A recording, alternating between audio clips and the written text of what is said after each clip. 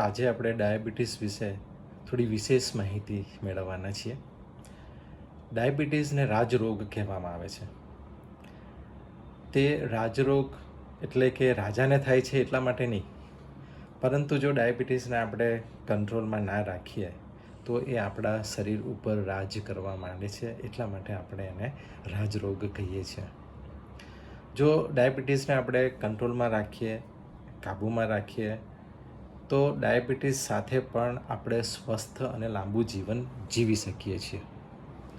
તો આપણને પ્રશ્ન એ થાય કે એને કાબૂમાં રાખવા માટે આપણે શું કરવું જોઈએ, કયા રિપોર્ટ્સ કરાવવા જોઈએ અને કેટલા સમયાંતરે કરાવવા જોઈએ.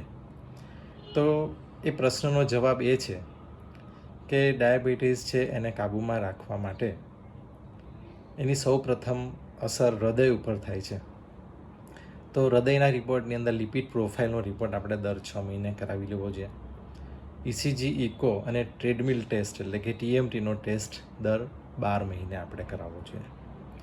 ડાયાબિટીસની બીજી અસર કિડની ઉપર થતી હોય છે, એટલા માટે ક્રિએટિનિન અને યુરિનમાં પ્રોટીનનું પ્રમાણ લીક થાય છે કે નહીં એ જોવા માટે યુરિન આલ્બ્યુમિનનો રિપોર્ટ, આ બંને રિપોર્ટ 6 મહિને થઈ જવા જોઈએ. અને સોનોગ્રાફીમાં કિડનીની તપાસ એ આપણે દર વર્ષે એક વખત કરાવી લેવી જોઈએ.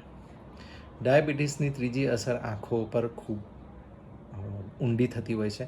તો આંખોનો પડદો આપણો ખરાબ થતો નથી ને એ જોવા માટે એની તપાસ પણ આપણે દર વર્ષે એક વખત કરાવી લેવી જોઈએ. ડાયાબિટીસની ચોથી અસર પગની નસો અને નળીઓ ઉપર થાય છે. તો એના માટે પગની નસો અને નળીની તપાસ દર વર્ષે એક વખત થઈ જવી જોઈએ. જો આટલા રિપોર્ટ્સ આપણે કરાવીએ અને સુગરને કંટ્રોલમાં રાખીએ તો આપણે ડાયાબિટીસ સાથે પણ લાંબુ અને સ્વસ્થ જીવન જીવી શકીએ છીએ. એમાં કોઈ શંકાને સ્થાન નથી.